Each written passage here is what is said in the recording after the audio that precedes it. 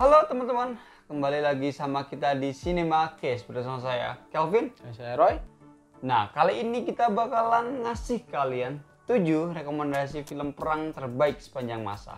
Buat yang penasaran videonya langsung tonton aja videonya. Yang pertama adalah Saving Private Ryan. Nah, film ini diproduksi tahun 1998. Jadi udah lama sih ya sebenarnya. Mungkin sebagian dari kalian yang nonton baru lahir tahun 98. Ya. Dan film ini diproduksi 98 tapi keren banget kayak film-film baru. Iya, benar. Efeknya, visual efeknya, audionya keren banget. Parah, recommended buat kalian. Kalau buat satu kata buat filmnya adalah Old But Gold. Ya, bener banget, Old But Gold.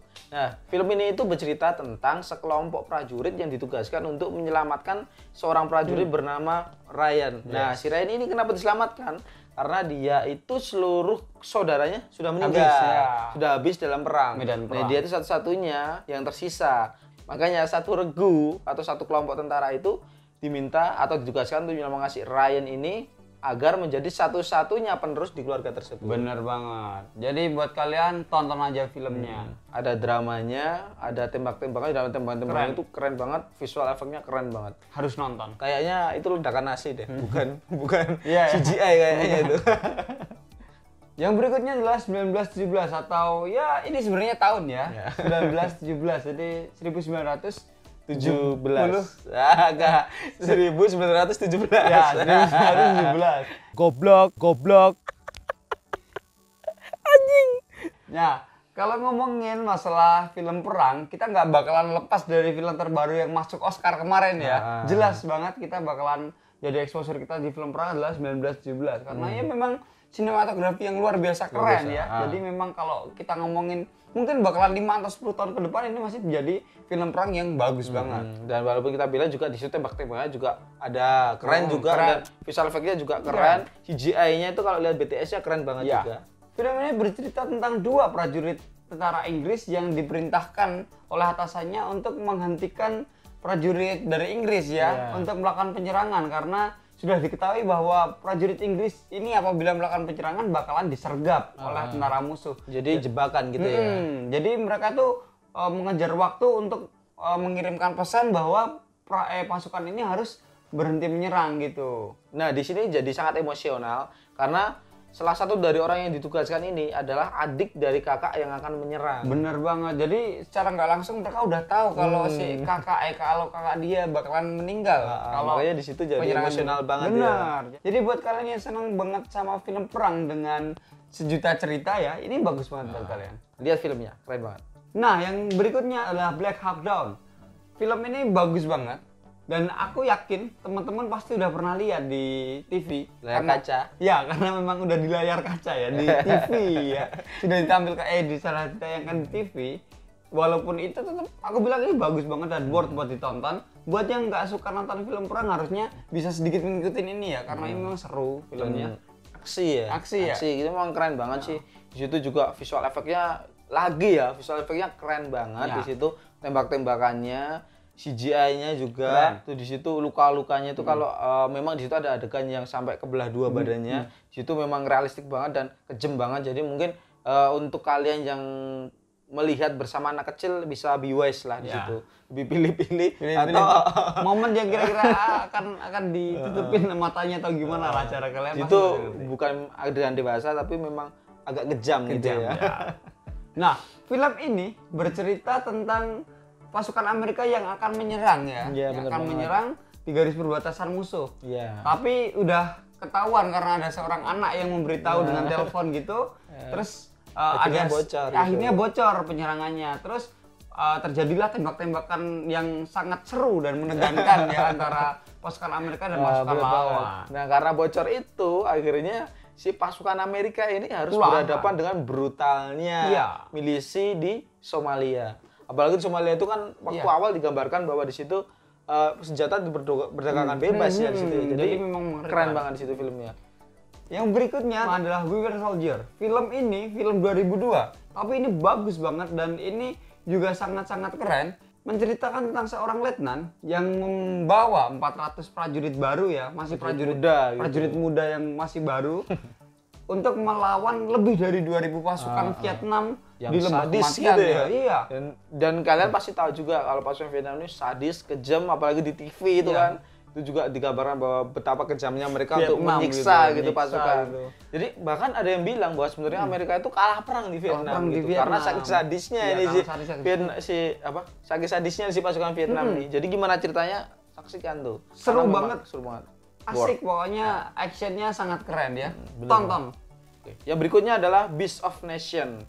Itu diproduksi tahun 2015. Nah, Beast of Nation ini daripada perang, di sini lebih menggambarkan ke dampak dari perang Ya, itu ya. benar, benar. Jadi sebenarnya perang itu nggak ada sisi positifnya sebenarnya. Selain gengsi seorang Ya, laki-laki ya. gitu nggak ada di situ. Itu jadi menggambarkan bahwa ada seorang anak kecil di Afrika gitu.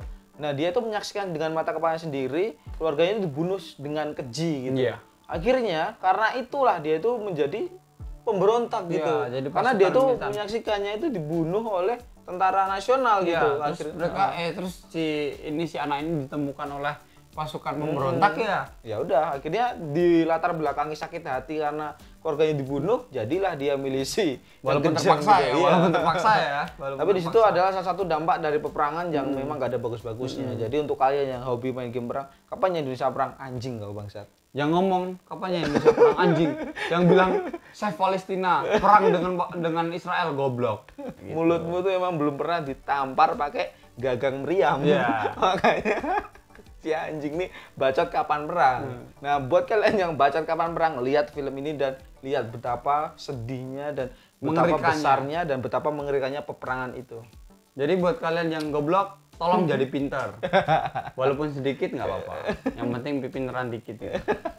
Ya udah next. Berikutnya adalah The Imitation Game. Nah, Favorit nih.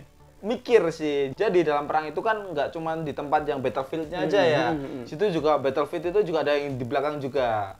Nah, yang di enemy line itu dia pemain tembakan, tapi ada juga yang di main belakang dan dia tuh nggak kalah pentingnya. Dan dia itu bisa menyelamatkan ribuan nyawa tentara. Benar. Nah, film ini tuh bercerita tentang sekelompok ilmuwan atau ahli gitu Ahli, ya. ya. Nah, di situ menciptakan sebuah alat atau ahli pemecah sandi. Bener. Nah, dia tuh bertugas untuk memecahkan sandi. Nah, sandi itu sandi tersulit dan belum pernah terpecahkan, itu namanya sandi Enigma. Nah. Itu sandi Jerman yang tidak Paling bisa sulit dipecahkan ya, atau paling tidak bisa dipecahkan. Nah, di situ sekelompok itu berusaha menciptakan mesin. Nah, mesin itu digunakan untuk memecahkan sandi Enigma itu. Yes. Di situ itu bagian belakang itu ada bagian yang sangat emosional karena di situ akan menentukan arah dari pertempuran. Menang atau tidaknya menang atau sebuah tidaknya. pertempuran ini. Lalu ada 2000 prajurit yang dipertaruhkan di situ. Nah, saksikan filmnya dan keren banget. Nah, jadi film ini hampir sama kayak Beast of Nation ya. Jadi memang benar-benar nggak yang pertempuran sampai tempur banget gitu, enggak. Ya sedikit-sedikit ada tapi nggak sampai kayak Black Hawk Down. Memang nggak ada perang-perangannya yang benar-benar perang, tapi di sini memang suasana perang gitu loh. Suasana perang di situ adalah di belakang layar. Benar. Jadi dia tuh yang kayak ahli strategi. Dia tuh kayak sekumpulan orang yang nge-hack data gitu. Iya. Kalau sekarang tuh nge-hack gitu Iya. ya. Dia tuh nge-hack data dari pasukan Jerman. Dia gitu lalu dia memecahkan Disama-samain sandi gitu gitu. ya. Sandinya dipecahkan, akhirnya mereka menemukan mesin untuk memecahkan sandi Enigma Yes. ini. Film ini tuh berdasarkan real event. Jadi ini benar-benar kisah nyata. Dari si pencipta mesin tersebut. Dia itu adalah komputer pertama di dunia kayaknya itu. Komputer pertama di dunia. Nah, film ini diproduksi tahun 2014. Nah, yang terakhir atau yang ketujuh adalah Letter from Iwo Jima. Film ini adalah film 2006. Menceritakan tentang film biasa, pertempuran antara Amerika Jepang. Udah banyak banget film antara Amerika Jepang yang difilmkan, tapi di sini uniknya adalah di sini diambil dari sudut pandang si Jepang. Biasanya kan sudut pandang heroiknya si Ya, Amerika. benar, Sekarang heroik. dibalik dari Ini sudut pandangnya Jepang. Sudut pandangnya Jepang yang memang porak-porandanya Jepang ini diceritakan. Terus di sini adalah film yang diambil dari kisah nyata. Mungkin bisa jadi ini kisah Real nyata. event gitu ya. Ini filmnya bagus banget, juga sangat memicu air mata ya. Karena Menyayat sedih, hati sih menyayat di situ. hati ini sedih. Dari situ diceritakan bahwa si jenderalnya dari si Jepang ini dia tuh pengorbanannya untuk si prajuritnya ini memang luar biasa banget. Jadi selain dia itu nasionalis, jadi jangan dilihat Jepang ini jahat atau enggak karena pernah jajah Indonesia, tapi kita lihat di situ itu jiwa nasionalismenya gitu. Ya bisa jadi pelajaran untuk kita. Jadi kita nggak harus belajar dengan walaupun dengan orang jahat kita bisa mempelajari sesuatu yang baik dari dia gitu. Jahat untuk kita sih, tapi baik juga untuk mereka. Ya benar gitu. Jadi pokoknya ini wajib banget ditonton, bagus banget. Ini salah satu favoritku sih. Nah, jadi Vin, kalau kamu yang paling favorit yang mana nih? Ngambil berapa nih? Satu aja. Oke. Oke, kalau satu aku ngambil Letter from Iwo Jima. Kalau kamu? Ya, memang keren sih. Tapi kalau aku tetap The Imitation Game. Jadi di situ memang karena filmnya mikir banget. Jadi bukan karena mikirnya sih, tapi karena ternyata itu dalam peperangan itu begitu sulitnya mengambil pilihan dan dia tuh menentukan ribuan nyawa gitu loh. Jadi film itu jadi kita tahu nggak cuma mereka aja yang heroik gitu loh, nggak cuma tentara yang di garis depan. Jadi yang di belakang pun yang dia tuh memikirkan strategi, yang mereka tuh yang memecahkan sandi. Di situ juga ternyata perannya besar banget. Dan dia tuh menyelamatkan ribuan nyawa gitu loh untuk menggantikan peperangan. Jadi keren tapi banget. Juga di sini maksud yang bikin bagus adalah deg-degan tanpa action yang berlebihan. Banget. Jadi cuma sebatas action kayak gitu, tapi kita bisa deg-degan. Jadi lebih ke tekanan di ceritanya gitu ya. Ceritanya yang kuat banget. Jadi kita emosinya terbawa karena tekanan di situ dan betapa sulitnya mereka itu kayak ditentang gitu ya. Ya udah, cukup sekian aja dari kita. Nantikan video berikutnya. Silahkan kalian klik like kalau suka dengan video ini. Dislike kalau nggak suka. Dan jangan lupa untuk tinggalkan komen. Apapun itu terserah, silahkan komen aja di bawah. See you. Ciao. Terima kasih. See you.